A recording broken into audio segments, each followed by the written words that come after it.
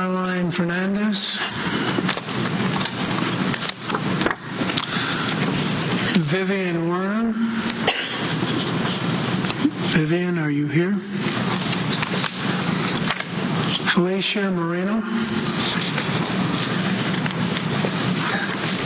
Felicia. Charles Coe.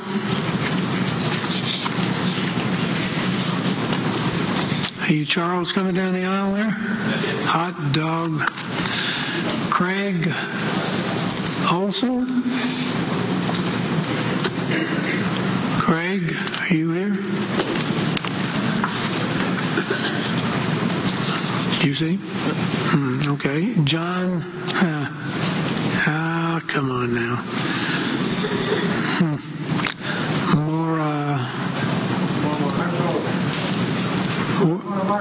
More Marco, are you here? Come right over then, sir.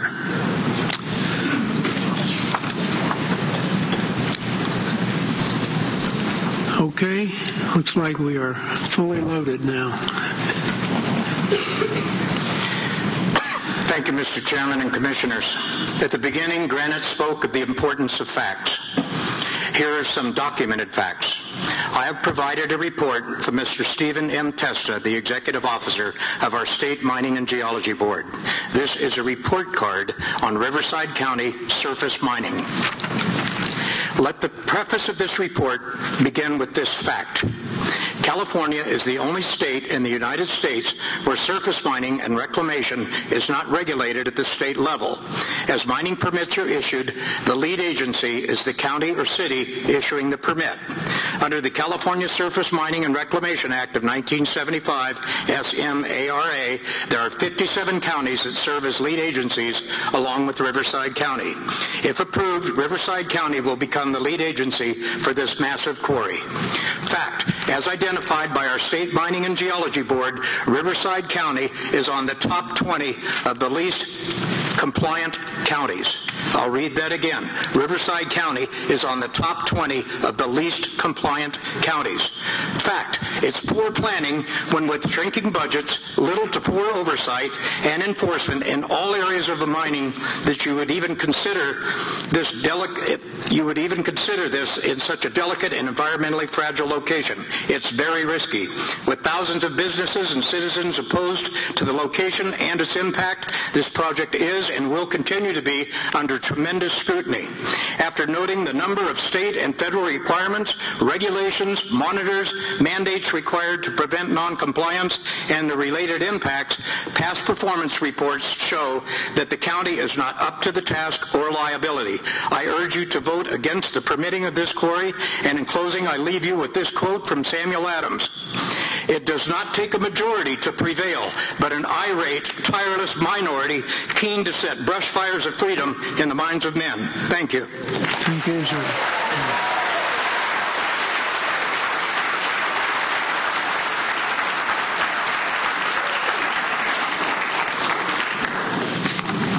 Let the record show that Mr. Duvall handed us a report on SMARA lead agency performance regarding mine reclamation.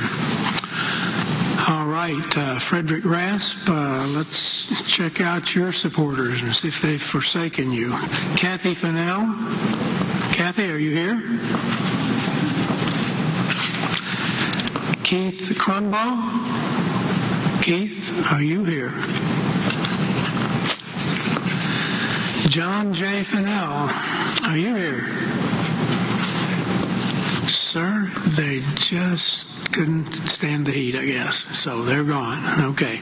You get 2 minutes, sir. I'm sorry. That's okay. Thank you for hearing me today. I've been living in this area for a little over 58 years, and I've hiked the hills of Temecula and Fallbrook and Rainbow for many a time, and I just love the natural boulders, the natural area, the environment, the trees. Everything that is natural here is extremely beautiful and pristine.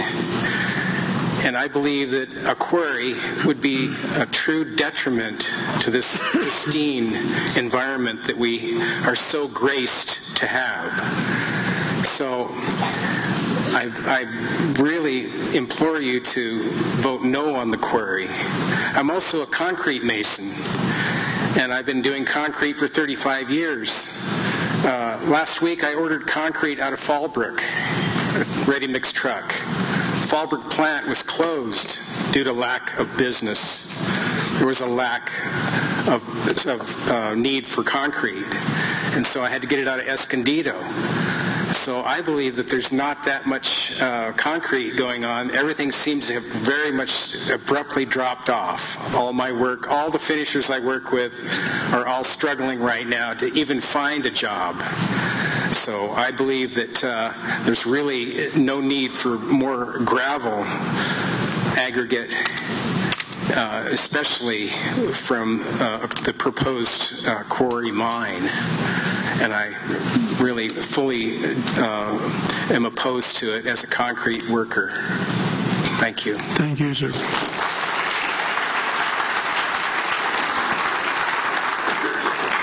Arlene Fernandez.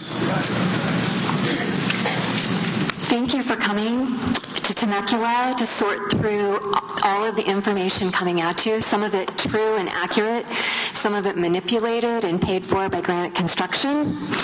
I graduated with a degree in economics and learned that some costs are very easily quantifiable while others are not.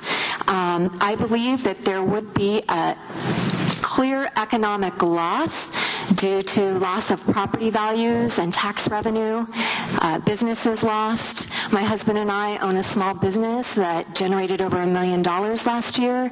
We would not be living here if there is a quarry. There's also many costs that can't be quantified. You know, how do you measure the local sacred spiritual land to the first original people here? How do you put a value on the last wildlife corridor between the Santa Ana and Palomar Mountains? How do you put a value on the last free-flowing river? How do you just disregard decades of research that have been going on for 70 years through San Diego State University? So I ask that you look at all the costs with a clear heart and a clear mind and take a moment to vision what will happen either side of the vote. And please consider all of the people that have been here, some of which have not been able to come to the second meeting and speak their voice, but the clear majority of people really want to see and vision this sacred land remaining pristine and undisturbed. Thank you. Thank you, ma'am.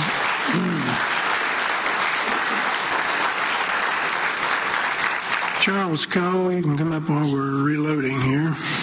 Or wait a minute, we don't need to yet. Yes, we do. You got one more. We got one more. 100 jobs. It's hiding over there. I got well over 300,000. Hold on just one second. That's okay. I'm trying to get some extra time here. Boy, now you're doing good. Is Deborah Hodgkins here? Okay. Deborah? I'll wait. She's not here. Okay. You lost her. Okay, 2 minutes, sir. Same 100 jobs proposed. Well over 300,000 people in this general area. Well, who knows? For several years in 2 meetings, we've heard lies and half-truths about and for Liberty Quarry. Well, this is my take. Every day this time of year, I get to watch the cottonwood spores as they float through the air from the mountainside about where the granite strip mine will be. They land on my house. This is the same wind pattern that will bring the deadly silica dust to my house and my yard, my lungs, and the rest of my family, and also my neighbors. Many years ago, there was a product that everybody seemed to think was the best thing since sliced bread. It was called asbestos.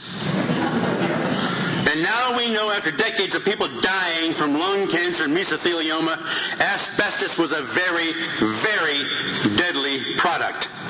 In fact, there now is an industry of law firms specialize in suing those companies that allowed this monster to exist. I'm 63. I have asthma. My wife walks the neighborhood many miles each week, and my son is an athlete. We will all be affected by silicate dust in our lungs, whether they want to admit it or not. My father died 20 years ago from lung cancer. The main contributor was asbestosis. That formerly wonderful product that now has been found to be very, very deadly.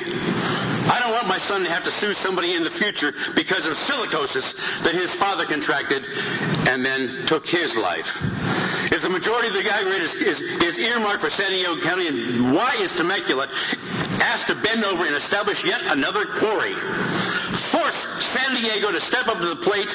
They haven't opened a quarry in over 30 years. If this is approved, and when Granite breaks the rules, and they have in the past, they will pay a fine. The cost of doing business. Unfortunately, we will pay the price. We can't let this happen, and you can't let this happen. Your time is up, sir. The only liberty we need here is liberty from the silicate dust that will certainly be in our lungs after this is. I'm done.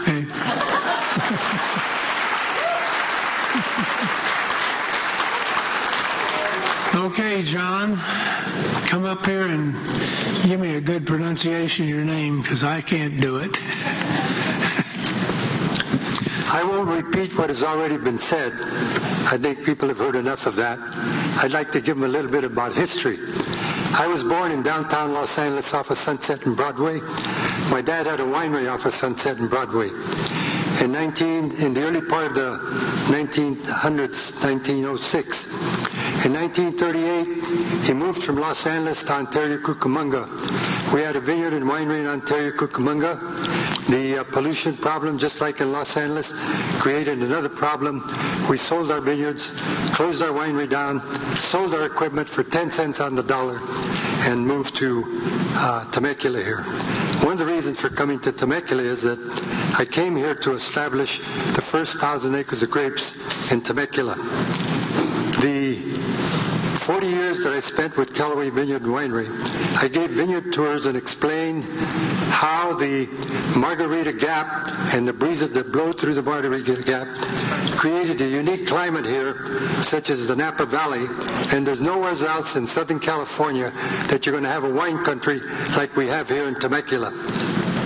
And it's up to you, this commission, and the Board of Supervisors, and all these people to determine whether you want wine country here or you want the quarry here. Amen. Thank you, sir.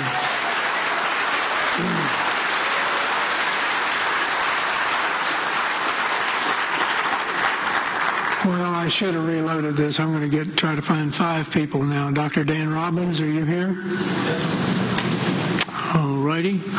You'll be the next speaker. Christy Roots Robbins. Christy, are you here? All righty. Nicholas Biddle Jr. Are you here, Nicholas? Carol Masson. Carol, are you here?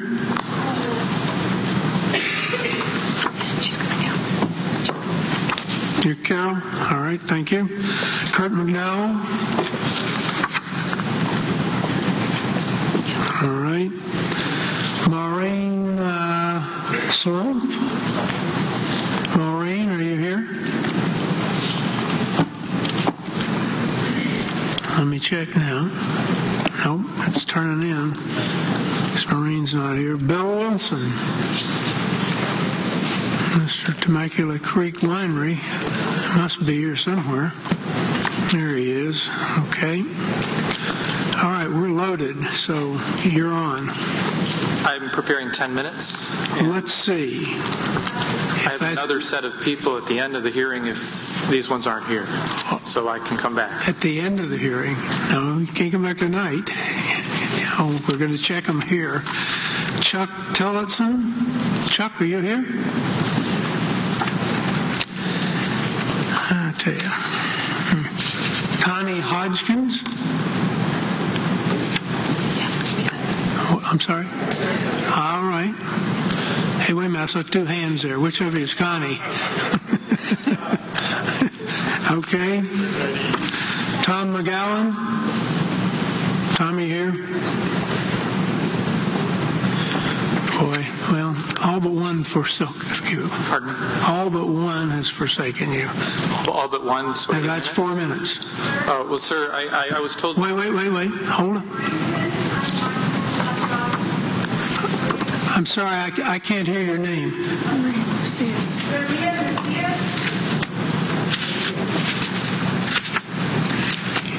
She submitted to Sorry, sir, with all due respect, your colleague out there told me that I could speak at the end with 5 new people because we knew people weren't coming up, and there are 5 other people here who have submitted cards to give me minutes, and I'll be happy to speak at another time. We'll have to find those cards, that's all. You know, I certainly would like to give you 5 minutes. They can fill out new ones and stuff. Fill out a new card.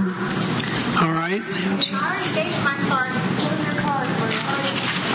She has a card. Sharon Brown. I'm sorry to cause this. I don't have it. People didn't show up, but we have other people. Why don't you put them at the end and they'll sort out the cards and have more speakers? Okay. All right. Suggest. Give me another one then. Why don't we... Can I explain what was I wish you would, Greg, please. As you're seeing, several people weren't sure whether they would have all their speakers here tonight. So I did allow them to submit another set of cards, and they went to the end of the line. So if they wanted to pass now and speak at the end of the hearing, then they would have their full allotted people available to them. That's a little bit confusing because I've still got a pretty good size stack here, and here. And I haven't got the foggiest where to find those now. Well, and that's why you don't, I'm suggesting that he can wait till he has another set of cards. Mr. Neal, why don't we put Dr. Robbins at the end of this pack of speakers that we have now, have him fill out the speaker slips that are going to be donated to him, and we'll take him at the end of this packet, and we'll confirm that he has the people here to donate him the time that they want. They are in the set later on. That's what I'm trying to tell you. So, but have them fill out new cards, and we'll attach it to his that we have now. Greg, are they in there as having donated time to Dr. Robbins? Correct. Okay. There's another, again, they went to the end of the queue.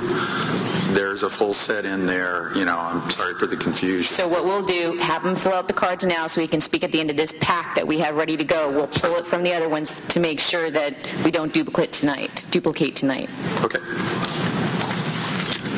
All right, hang on, Dr. Robbins, and we'll start with someone else. That's right. Okay, Christy Roots Robbins. Christy? I have 2 minutes. You ready? Absolutely. If you're ready, I'm ready. As a trustee of the Temecula Valley Unified School District Board of Education, I want to make sure you have a letter we unanimously approved December 9th, 2009. That letter supposedly was inadvertently left out of your agenda packet for these hearings. In that letter, we stated our concerns about the impact on local air quality this project will have. Quote, as a public school system, we are funded on average daily attendance, and potential increases in absences would result in loss of instructional time and district funding. We also noted, quote, that the ground level dust studies were not conducted on the fields or playgrounds of our schools downwind from the proposed quarry. As a mother of young children ages 6, 11, and 13, I'm deeply concerned. A myriad of air pollutants, not just dust, not just silica dust, are estimated to be above baseline at the periphery of this project. Please see Kleinfelder's Air Quality Report, Section 6 in the EIR. Please also read the State of Science Review of the Occupational Health Hazards of Crystalline Silica and Abrasive Blasting Operations and Related Requirements for Respiratory Protection in the Journal of Toxicology and Environmental Health, 2008. It's not in the EIR. Okay. Temecula's children, my children, deserve to go out breathing the clean ocean air that comes through the Rainbow Gap, not the emissions of 1,600 trucks hauling rock away from Pachinga's Sacred Mountain. We do not want those daily winds through Rainbow to bring our children's sensitive lungs the sharply fractured silica and other noxious pollutants from the planned factories there. We cannot move away. We cannot protect them. Only you can. Thank you. Thank you, ma'am.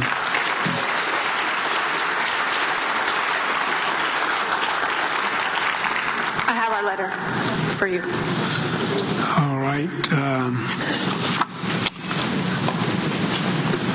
Desiree, can you bring that over here and we'll at least enter it into the record? Sir.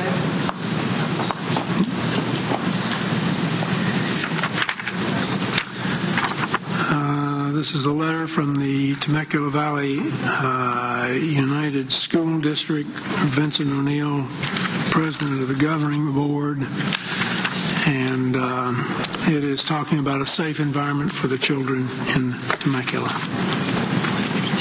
Okay. Ma'am, have I called your name? Ask you a favor. I am certainly in the pack of cards that you have. I don't want to speak just to show some data. That's it.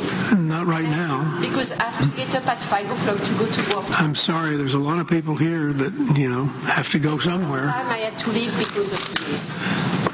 Can you give it to someone else, please? Because we've got people on deck there. I don't know where your name would appear in this pile. I mean, we have a very large pile of information here.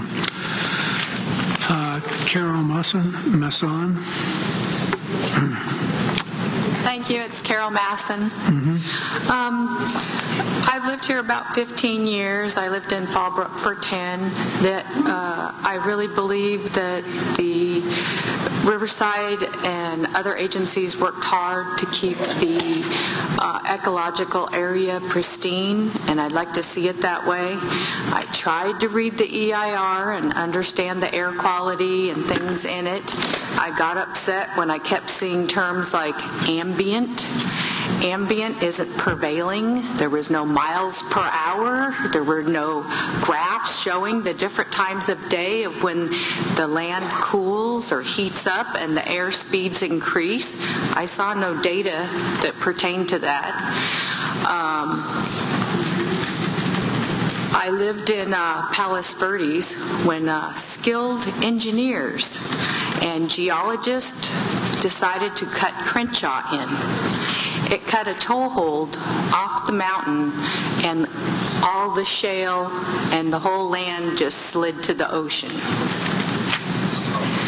I don't believe there's enough study on this subject, and I really plead that you guys delay a little bit, take your time, get more expert advice, because there are no do-overs. Thank you. Thank you, ma'am. Kurt McDowell. Thank you. My name is Kurt McDowell, and I live in Red Hawk of Temecula, 2 miles from the proposed site for 8 years. Last week, I listened with great interest to the presentation presented by Granite Quarry, and with all my ability, tried to keep an open mind to their case. I was not persuaded in the least, and in fact, I became even more convinced that the proposed location for this quarry is in fact awful. While attempting to show the difference between fact and fiction, I came up with several rhetorical questions. In regards to zoning, Granite claimed that this land has always been zoned for mineral usage. Why then is there a need to pass application 7508, which changes 110 acres from rural residential to mineral resources and related manufacturing? This sounds like a bad case of spin to me. Granite made the proclamation that a large sum of money for the teachers' pension fund would be at risk if they couldn't locate the quarry at the proposed site. Since this is a state requirement, wouldn't this be the case no matter where the quarry is located? Granite stated that they talked to and educated the residents of Temecula, Pechanga, and representatives of the Santa Margarita Ecological Reserve. What they left out was that they said no, we don't support this at all. So how can they be trusted? In regards to the business case of taking trucks off the road, I think it makes a lot more sense to locate it where 70% of the aggregate will go, which is San Diego. It's time San Diego supports their own needs. It makes little sense to me that over 22,000 homes would be built only to prove an open-pit gravel mine upstream from very prevailing winds.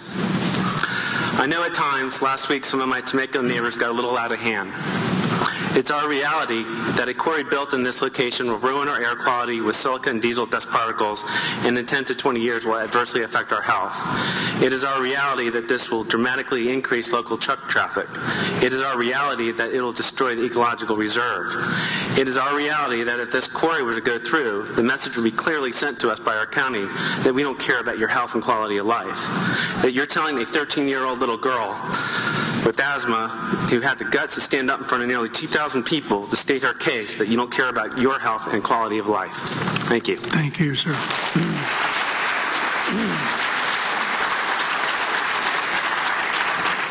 Mr. Wilson, let's see if Edward Hodgkins is here. Is Edward here? No, fully stood me up again. Yeah, he stood you up week. For sure. I'll do it in 2 minutes. 2 minutes now. 2 minutes. I know you can do it. All right. Well, for the sake of my 2 minutes, just pretend for those 2 minutes that you believe 100% of whatever was told to you. You've been convinced by the data.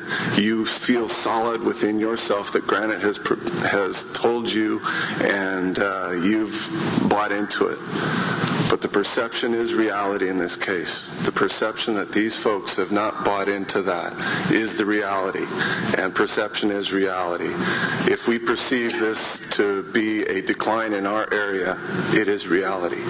If we believe it is good, it is reality.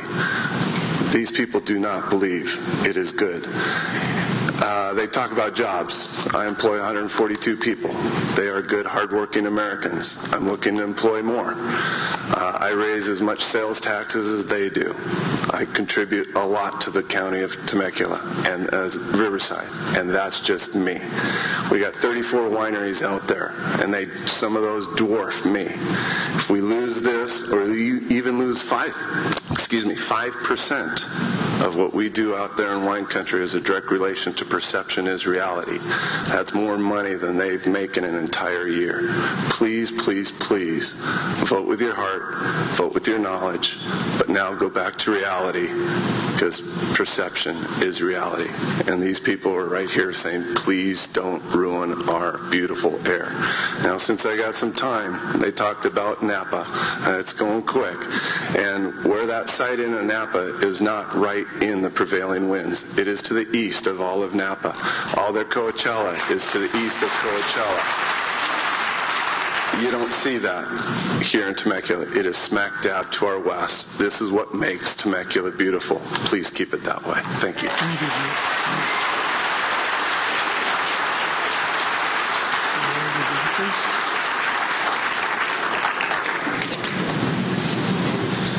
Let's see what we've got now. We're counting noses again.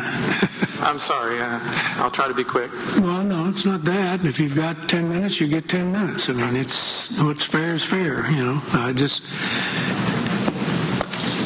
Let's see. What do we got? Alma Adams. Okay, you got that one. Let's see. Maria Macias. Okay. Okay, Merle Harworth. Okay. And Mike Serta. Okay. All right, so we've got an additional 4. That means we could have another one here, but we're not done doing that tonight. Anyway, you got 10 minutes, sir. All right, thank you, sir. Mr. Chairman and Commission members, thank you very much for coming back to Temecula. I'm Dr. Dan Robbins. I live and work in Temecula. I work with Children's Hospital of San Diego in the local office up here, and I'm the department chair of pediatrics for Southwest Healthcare System, Inland Valley and Rancho Springs hospitals. I represent over 150 doctors in the Temecula Valley, Rainbow, and Fallbrook who oppose this project. On a personal note, I feel that a physician should not only work their hardest to take care of their patients, but they also have a moral obligation to improve the health of the community where their patients live. If you ignore the community, you are not doing your best as a physician. This moral obligation can lead a physician into positive activities, such as coaching sports teams or working to open the neonatal ICU. And as a physician, we also have a moral obligation to oppose forces that could harm the health of our communities. All of the members of our group are local physicians, and they all share these values. They either live in Temecula Valley or they take care of patients that live in the Temecula Valley. We have signatures of support from our members. Our members include prominent pulmonologists, ICU physicians, oncologists, pediatricians, ER docs, obstetricians, and surgeons. They include the head of the local ICUs and the chief of staff of Southwest Healthcare System. We are not opposed to gravel quarries. We simply are opposed to locating this particular project so near to where our patients live and go to school. As physicians, we must be the guardians of health of the people of Temecula Valley, and there is a significant chance that the health of our patients will be affected by this project. So it is our view that this project should be located at another site. I would like to present to you, and I think you have before you, the signatures of the 156 physicians in our group. They are all legitimate. It should matter that you have signatures, because one or two doctors who are friendly with the applicant have stated that they represent groups of physicians, and the implication is that all the members of those groups share their views. But when those doctors are asked, as I've asked them, they state that they're actually opposed to the project. Furthermore, proxies of the applicant have written letters which imply that our group is not real. And finally, the applicant actually told you that because they have signatures from one doctor, that somehow represents the views of hundreds of doctors, including myself, who belong to that same organization. This is nothing more than PR tactics, smoke and mirrors from a well-paid PR machine. With the goal of distracting you from one fact, we have 156 local physicians who actually have signed petitions opposing this project. Now that I've cleared that up, it appears as though none of the health risk assessments in the EIR were actually done by medical personnel. So I need to explain in just a few of the reasons why our physicians feel that the EIR underestimates the reality that will be generated from this project. First of all, airspeed monitors were not at the actual site. When you're calculating wind speed data, you should actually be calculating it based on measurements at the site where the quarry is. Secondly, blasting, as you've heard earlier tonight, can occur when wind speed is 24 miles an hour, but it could also occur on a day when wind speeds then gust much higher than that. Furthermore, calculations were made based on average wind speed, not on peak wind velocity, making the data suspect. Third, the EIR does not contain proper statistical analysis. It makes assumptions and runs with those assumptions to draw one conclusion rather than a range of possibilities. Number four, the EIR assumes perfect compliance of the applicant, and it does not take into account the history of violations that the applicant has. No company is perfect, yet the EIR assumes perfection in its data, thus skewing the data from reality. Number five, the EIR contains an out-of-date references in its bibliography, and that might sound trivial, but it does not include new studies that shed light on the subject of damage caused by air pollution. The county staff responded to that by basically blowing it off as irrelevant because you are the audience, not a scientific audience, like one would find in a journal. I think you might differ with that opinion. Number six, the EIR does not take into account that the applicant hires its own safety and air monitoring personnel, including people who tell them when to blast and how much water they need to pay for when they wet the ground down. They can fire these people. Number seven, the EIR does not explore more than a few alternative sites, as you have heard. And number eight, the final EIR does not include potential health risks related to certain diseases such as asthma and increased susceptibility to respiratory infections, heart disease, arrhythmias, or reduced lung function, as the EPA suggests that such things should. Taking all of these doubts into effect, the county staff planning report that you have actually, despite all of that, identifies 6 significant and unavoidable impacts which could not be mitigated below a level of significance. The EIR also states that the proposed project will exceed a number of criteria pollutants during the construction and operation of the proposed project. One of many concerns is that in the report is that during the 2-year construction period, Liberty Quarry would emit nitrous oxide, carbon monoxide, particulate PM2.5, reactive organic gas, exceeding South Coast Air Quality Management District construction thresholds. Nitrous oxide would exceed those thresholds by 4 times. Now, I want to change subjects for a second and explain a little bit about crystalline silica, because I think you've heard some incorrect information. Crystalline silica is not the same thing as sand on the beach, as some granite supporters have told you. It is dangerous. It is only created by blasting quartz, which is found in granite. It's basically extremely fine microscopic needle-shaped particles which are not found on sand on the beach. These particles can get all the way into the alveoli or air sacs of your lungs, where they stay, create an inflammatory reaction, and that's what we're talking about here. So, in conclusion, the EIR, even though it states there are significant air quality impacts, is a weak document based on weak assumptions, improper wind speed analysis, and out-of-date research. As physicians, we have to look at reality and include real-world concerns in the equation when we consider the health of our patients. You should have the same philosophy. You should not approve the quarry based on the fact that there is a significant uncertainty surrounding the quarry data. To do otherwise would be gambling with the health of the Temecula Valley children, which is most definitely not worth the risk. As an official, when a project is close to a population center, you need to be extra safe. Even if there are any doubts, vote on the side of safety. The opinions of 156 physicians that this quarry could be dangerous should provide enough doubt in your minds to vote no on this project. If you have the courage to vote no, you should feel comfortable that you are following the signed recommendations which you have before you of over 150 local medical experts. Thank you for your time. Thank you.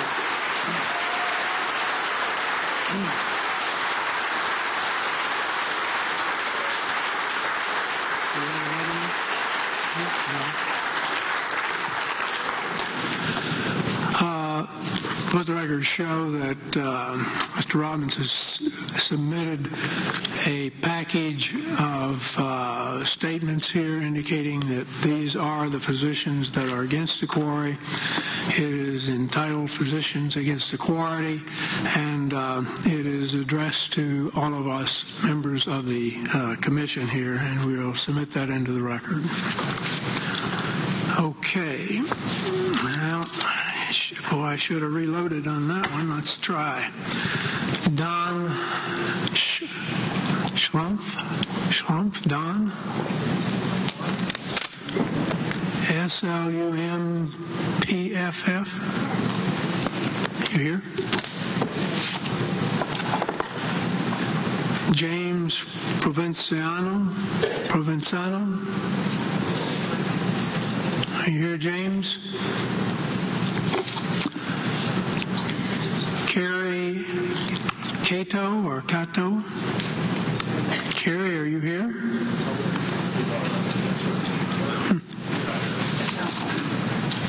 Everest Jan?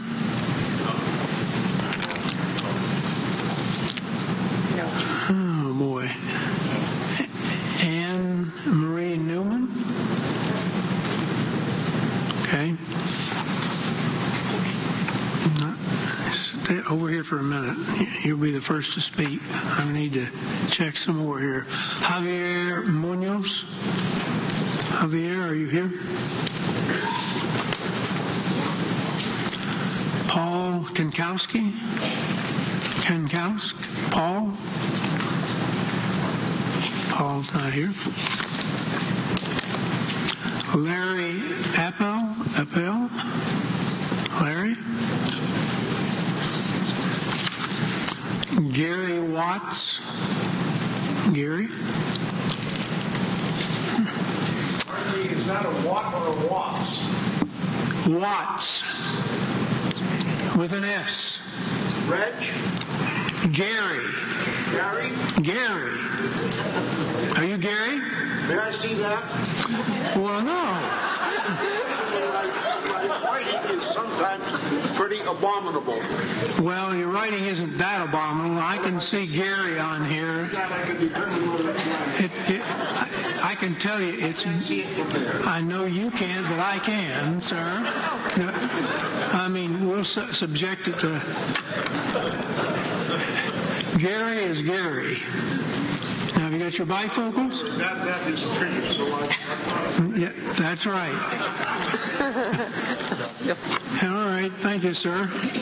You've provided a brief interlude of frivolity. Armando P. Lopez? Okay, come forward then, sir. Howard Omdahl? Howard? Okay. Mario Abbats? Mario? Mike Zherkowski? Mike? Is he coming? Okay. All right, now I've lost who we're speaking of. Who's the last one? Who's this one? You don't have it? You don't have it? Who has it? It might be. Let's see. Anne-Marie Newman? Is that you? Yes. Hot dog, you made it. Thank you so much for giving me this opportunity to speak. I'm going to be very brief. I am a physical therapist. I've been living here for 11 years, but I'm not going to be personal here. What is important to me is to transfer to you the knowledge that I got from reading the statistic from the American Lung Association. And it's what, as we had the chance to hear this doctor, I'm sorry I didn't keep his name in mind, but the doctor who just spoke with us, what we want are statistics are scientific data. And the American Lung Association shows that in 2011, it's difficult to read, but for the Riverside County, we were already failing for what is the pollution by ozone. This is one thing, but two very important things. We were failing for pollution per 24 hours due to particle in suspension and pollution due to particle in suspension over the year. And when we imagine that already now the pollution per particle in suspension is too high in Riverside County, we can imagine that if some work is done with Quarry, this is going just to increase. What are the population at risk? The population at risk are mainly below 18 and over 65. However, everybody is menaced by asthma at the level of children and adults, cardiovascular disease. This may even increase the complication of diabetes due to the cardiovascular impact that this type of pollution has. I mean, this could be a significant risk for the health of the population. I can give you all these documents. I thank you for listening to me. All right. Ma'am, do we have a copy of your presentation? Please give it to our secretary over here, and we'll enter it into the record. Thank you so much. Armando Lopez. And let's see, you have an attachment. Looks like a relative, Jackie Lopez. Oh, Jackie, yeah, she's about to be back here. Thank you. Say she better be here. Yeah, thank you. You have 4 minutes, sir. Okay.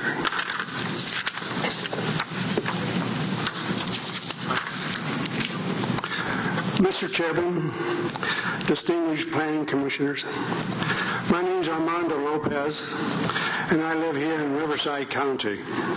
I like to think that I'm bigger than just Temecula, that I'm thinking of the county. According to the Environmental Impact Report number 475, the proposed Liberty Quarry will, on a daily basis and on a cumulative basis, create air pollution and threaten the health of thousands of people. This reason alone should be enough for the planning commissioners to reject the proposed open pit mine. As a career economist in domestic and international affairs, I evaluated the project's potential benefits of the 99 new jobs and the limited revenues to Riverside County of less than $2 per capita per year over the 75 years. These limited economic benefits are not worth the project's negative impact on public health and other economic activities that stand to lose significantly. Because of the open pit mine's significant and unavoidable impacts, the project should not be approved for the additional following reasons. The EIR is not complete because it does not discuss Granite Construction's planned purchase of emission pollution credits to offset the polluted area it will generate at Liberty Quarry. The issue here is the unhealthy, concentrated pollution that will collect at Liberty Quarry, Rainbow Boulevard and I-15 intersection and blow into Temecula Valley and surrounding areas. This is the killer issue of the proposed project. Granite Construction has announced that it will buy credits to pollute to the level it needs. Granite Construction is only required to inform the public of excessive polluted air. It is not required to take any corrective action. I repeat, it is not required to take any corrective action. The result will be pollution, pollution, pollution.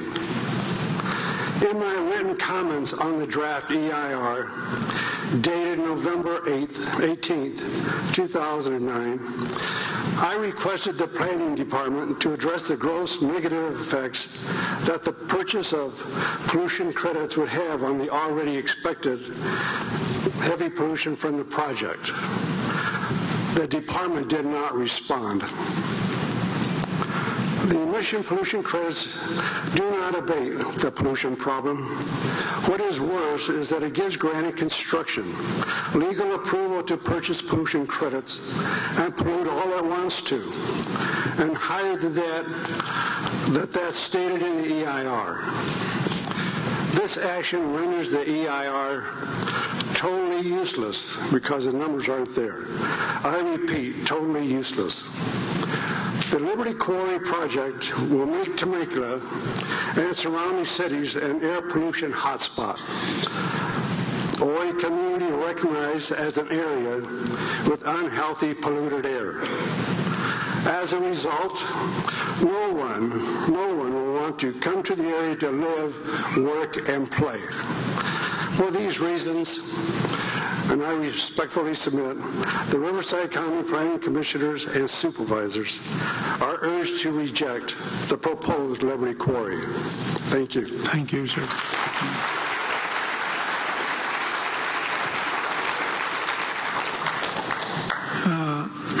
Let the record show that I've received 4 pages of information from Ms. Newman from the American Lung Association indicating at-risk populations, Riverside, California's problems with the air, some of the most polluted cities in the nation, and people at risk for short-term particle solution that will be put into the record. Now, Mr. Omdahl. I may have a similar situation as the doctor. I have some other speakers. I wanted 10 minutes, and I'm in the queue again. I got one card for you. Okay. So I'm back in the bottom of the queue then, because I have another card in there that I spoke. This is a card I gave last week. This week I showed up, and they said I wanted the 10 minutes. They said I needed to sign up all over again. So I did. So my name is back there. I'll go to the back of the pile if you want. I can't sort through this. You can't look in there and find that. I can probably find the 4 people that are willing to give me their time. Yes, everybody gives time, but that's... Now, see, this is confusing and takes time. Let's see. Now, Chairman, you can either just go through the cards and let him come up naturally as he would in the new card selection, or we can do what we did for Dr. Robbins, have him go to the back of this pack and have him fill out new speaker slips and attach to that card. Well, I just ran across Dr. Robbins in the back of the pack here somewhere, so I'll weed him out. He has had his opportunity to speak, but let's see if you've got anything attached. Howard Amdahl. I'm sorry, she has. That's his one card. That's his one card. That's all. Sir, I can't find it. You can take a look at it. Well, let's start your 2 minutes, and we'll find out if you've got any more in this pile and let somebody sort it. Chair, before you start the 2 minutes, do you want to allow him, what we did for Dr. Robbins is go to the end of this pack, have the 4 additional speaker slips filled out to be able to donate his time so that he can get his 10 minutes that he wants. We can do that, and if we find it later, you're out of the queue. Okay, I'll get the other 4. Okay, have a seat then, and we'll get our next speaker up. Mario Abatz. Let's see. I'm sorry? A-B. Just 2 letters twice. Abab, okay. I'm sorry. Audrey Abab. Boy, better be there. Let's see. Lillian Abab. Okay. So you got 6 minutes, sir. Yeah, thank you. My name is Mario Abab, raised at Temecula. I am in environmental business for the last 15, 16 years. My specialty is the dust collection and pollution control. First question for you guys, did you ever actually see silica dust? Have a chance to touch it, see it, or deal with it? We're not here to answer questions, but I suppose you want the answer is no. Okay. Do you want some? No. It's right here. This is a pure silica dust outside of rock granite. Granite rock is 75% silica, rest of it is aluminum oxide, lead, other quartz and other materials. In order to collect this, we had to go to several different filtration systems. Even though they said it goes to the back house, that's a filter like this. About a few hundred of them inside. And I'm going to now talk about the best case scenarios. To collect dust up to 95% of this had to be 5 microns or bigger. That means everything below 5 microns will go to this like through a cheesecloth because it's not designed for it. ERI said, oh, we're going to collect 97%. Correct. Of what? That's a key question because the particulates are a different size.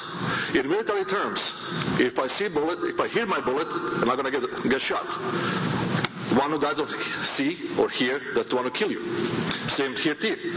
Particulates we cannot see with the naked eye is the one you can breathe in. Particulates 5 micron below are fairly invisible but still have a mass and is carried by the wind. Also, there's another sample of the filter which can collect 95% up to 3 microns. That's mean twice as bigger than this. It's still not enough. But difference in the cost between two of these filters. This is about $25, this is about $150. In order to collect this, I had to use 99% HEPA filter, who cost $400. This means that prevent silica pollution downstream to our neighborhoods, they need to spend about $2 million to build the proper equipment and about $500,000 or more a year to maintain. That's not going to happen. Number one, there's multiple sources of silica in the blasting operation. Number one, it's a blasting himself. Number two, it's carrying the material to the grinding area. Grinding area will be protected. I agree with them. They're going to have a back house, they're going to have an enclosed area. But disposal, on the other hand, will not be captured, plus loading and transporting. So we have 5-6 different areas when dust will be released in atmosphere. One is protected, but insufficient equipment. Actually sufficient to the second point. Also, in the prior part of my life, I played with explosive a lot. And have a chance to play with the different things. Let's put it this way. To blast enough material for a one-day operation, size of theirs, it's got to be a mighty big punch. If it's a rock, half of the quality they say it is, it should be very, very dense and solid rock. When you go home, take a hammer on your driveway, put the hands and bang on it. You'll see the difference. You'll feel the rumbling and vibration. Do the same things on a less or less dense or loose soil, you're not going to feel it.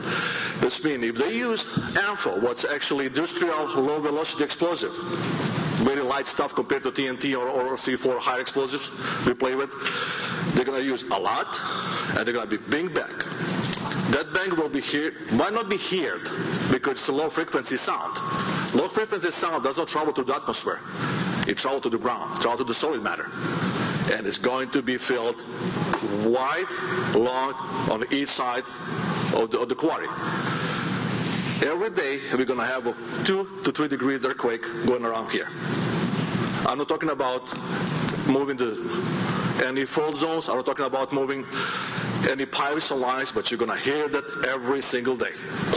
And you tell me now, actually they tell us you're not going to hear us, you're not going to see us. I don't have to see you. I don't have to hear you to feel you. I don't see wind, but I feel the wind.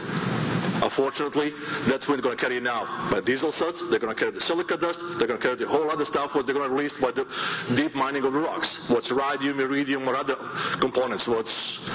I think people from SDSU know more than I do. Thank you for your time. Thank you.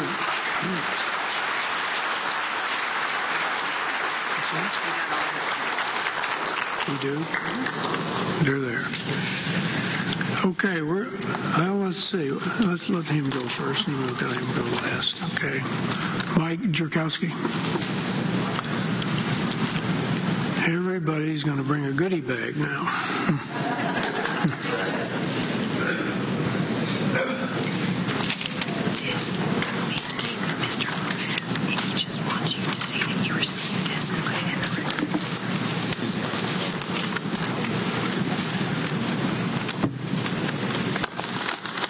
Ooh, that's nice. My name is Mike Jerkowski. My family lives in the Royal Oak Draw area. We are the closest resident west of the quarry site.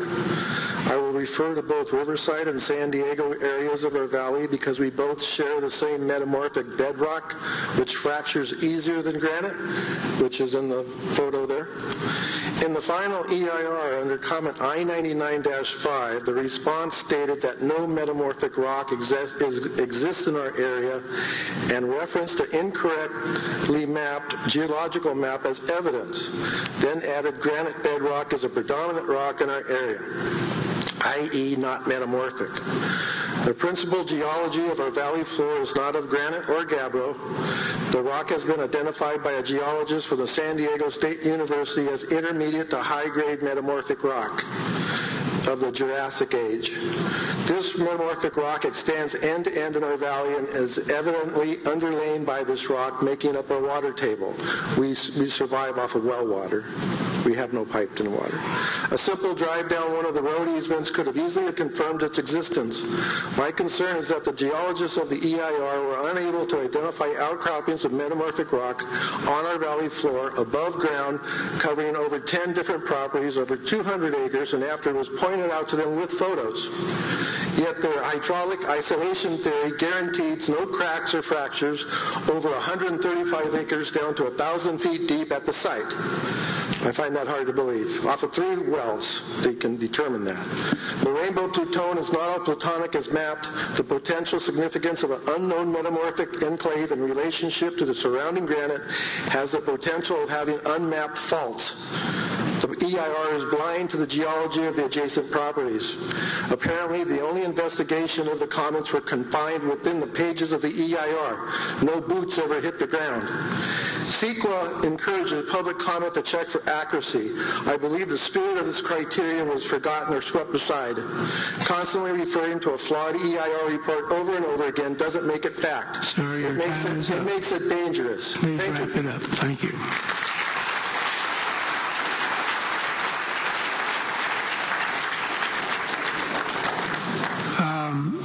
I have a 2-page 2-page letter from Armando Lopez, who spoke earlier, and we're going to admit that into the record. Okay. All right, Mr. Omdahl, you have now collected, let's see, Pam Grender. All right, we've got her.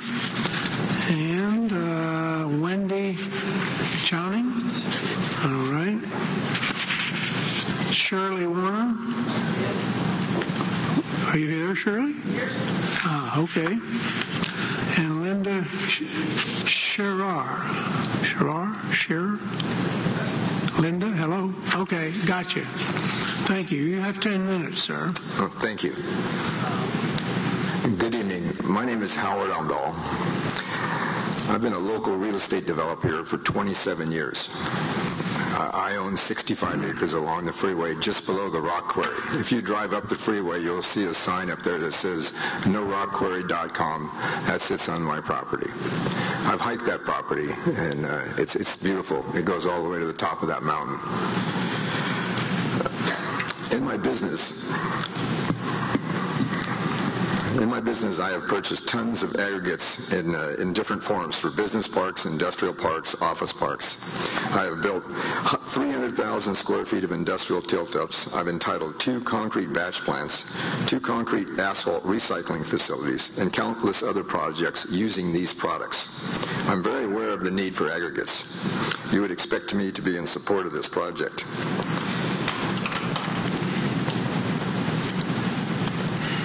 I am pro-growth, pro-business, pro-development, pro-jobs, but I do not believe this project benefits anyone except Granite. I've been before this board more than once, but always as a proponent of a project. This is my first time as an opponent to a project. Needless to say, I'm very familiar with how this process works.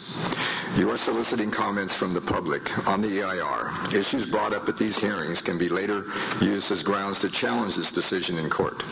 I do not believe this open pit mine has been thoroughly vetted in this EIR or by the staff. One particular item it failed to address is dewatering of the adjacent groundwater.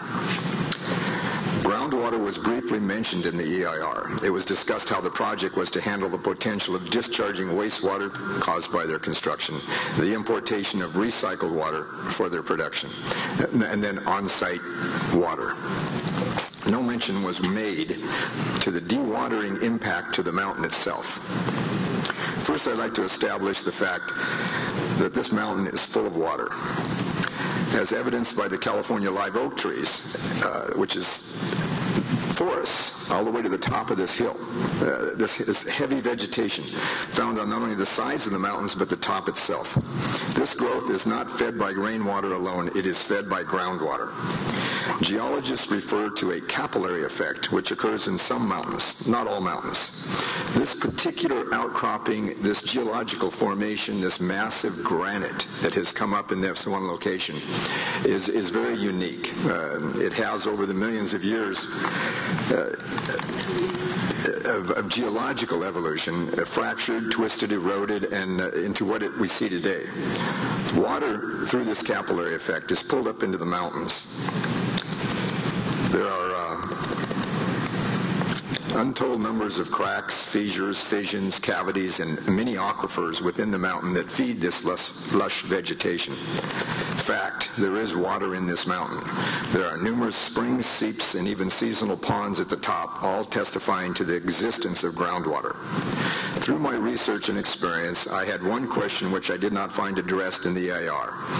You will find that encountering water while digging these pits is a serious problem, both in interference with excavating their material and in its impacts to the surrounding groundwater. Many open pit mines use wells outside of the pit area to drain the water down and away from the pit. The major effect of this redirecting of groundwater is generally a loss, reduction, or change in the vegetation on the adjacent properties. This varies greatly to the climate, geological formation, and topography of any given open pit mine. How dewatering will play out on this mountain is quite obvious and quite catastrophic. As the pit blasts its way into the top of the mountain, new fracturing, shifting, and collapsing will redirect these springs, seeps, towards the pit and then down the sides of the mountain. As the pit goes deeper, the water will recede first from the top and then down from the sides. In the absence of water and the continuous blasting, many of these underground cavities will collapse, causing rock formations to slide and break, further damaging the delicate water system that feeds this mountain's diverse ecology. It could take 5 to 10 years before we start seeing these effects. However, they will occur. In the absence of water, the trees and vegetation will dry and blow away. Then the topsoil, which took over hundreds of thousands of years to create, will both blow into the Temecula Valley and erode into the Santa Margarita River Ecological Preserve. That wonderful afternoon breeze of clean coastal air will then blow in as a black dust storm. Our pristine river will flow black mud. This gorgeous green mountain will forever be a barren rock, leaving us with a dead mountain. Now, I do not blame Granite. They're a huge company who has mandated this department over here to find and entitle cheap sources of local aggregate. It is not in their interest to find fault with this location. They're the advocates. You don't expect a lawyer to tell the court that his client is guilty. I admire your patience in this process, and I don't envy your job. You're being hit from all sides with conflicting data. When you're deciphering this data, keep in mind who's presenting the information and what purpose and goals they have. The decision to stop them falls on the government, particularly right now on this board. It's the staff's job to vet the project and say whether it's in the public's best interest. I would suggest that asking staff to research dewatering of open pit mines, something you can Google and it'll tell you all about it, and these environmental impacts, or retain the services of a competent firm that has the expertise in giving the opinion on this subject. I can give them those experts as well. There's ample research, books written on this subject. The overriding factor is that knowing that the exact impact is a crapshoot. It could be minimal, it could be catastrophic. This type of impact is something that cannot be predicted, measured, or mitigated. There's no way to prevent this impact. The question you're confronted with, does the benefits outweigh the risks of the impacts? Is the destroying of the mountain's ecology a necessary impact in order to guarantee local, cheap sources of aggregate? Granite has stated that the public benefit is a reduction in truck traffic coming from the desert, which will result in cleaner air because of fewer truck miles, decrease in road damage from the truck traffic, and overall reduction in congestion due to the redirection of traffic, and allegedly cheaper aggregates. The cost of aggregates, in my experience, having bought a lot of these, is primarily based on the distance of haul. Based on where I need the material and where the closest source is, determines the price. There are numerous quarries around Southern California. Aggregates from this quarry, the ones they're proposing, will most likely be used in a certain radius from this site. Aggregates needed further away will come from quarries closer to them. Any demands for aggregates from northern Riverside County will most likely not come from this quarry simply because of the distance of haul. Since Rosemary's Mountain Quarry is only 6 miles south, you can assume that material needed south of that quarry would not come from this new quarry either. The picture they're trying to paint is that all the aggregates being generated at this new quarry will otherwise have had to come from some distant desert quarry. That's not true. Most of the aggregates for our community will come from Rosemary's Mountain right now. Why does Granite want this site so badly? When you control all the sources of aggregates, you control the price. They will initially price their material slightly below the competition and then keep it there until the competition closes down. Then they will become the only source. They already control a huge percentage of the supply. Once they gain complete control, they can afford to underbid their competitors. You understand that Granite not only has rock quarries, they also own concrete and grading and construction companies. With this monopoly on aggregates, they will own all the big construction projects. I do not believe that this quarry would reduce my costs for aggregates. In fact, I'll be at their mercy. Some people call this type of a business expansion a vertical integration. I call it monopolization. I know that a lot of people in this area are very proud of our community and that quality of life here. We love this quality of life. It's a beautiful place to live. After listening to some of the comments made over the past few weeks, I can see how other communities could look at this pride as arrogance or pompous. Granite is trying to portray this perception to other Riverside communities. They're the ones, they're saying that they're going to be the ones paying the price for not having this quarry, and that it'll improve their quality of life to have the quarry down here. And therefore, it is in their best interest to support this project. Their presentation of public benefit is false.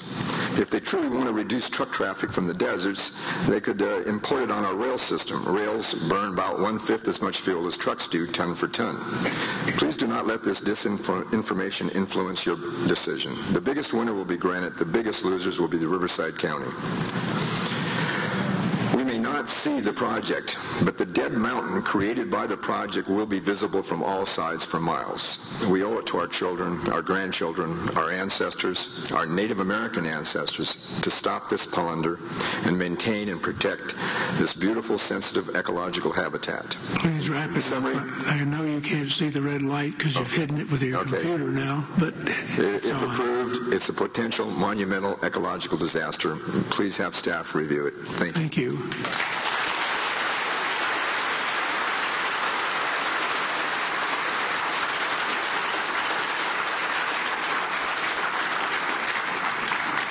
Well, at ball games, they take seventh inning stretches. I'm going to ask my colleagues up here if I make a motion for a not less than 10-minute break here.